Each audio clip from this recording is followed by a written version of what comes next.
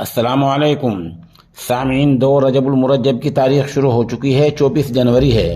خبر کا عنوان ہے لکھنؤ میں 5 منزلہ عمارت گر گئی۔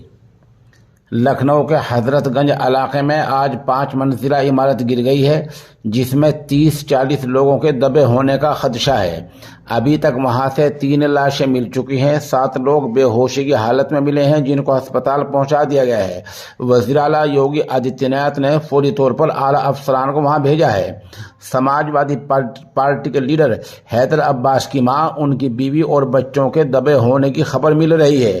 یہ عمارت پوری طرح گر گئی ہے۔ حادثہ تقریباً 6:30 بجے ہوا ہے۔ کہا یہ بھی جا رہا ہے کہ آج زلزلے کے وقت اس عمارت میں دراڑیں آ گئی تھی جن پر کسی نے دھیان دیا ہی نہیں۔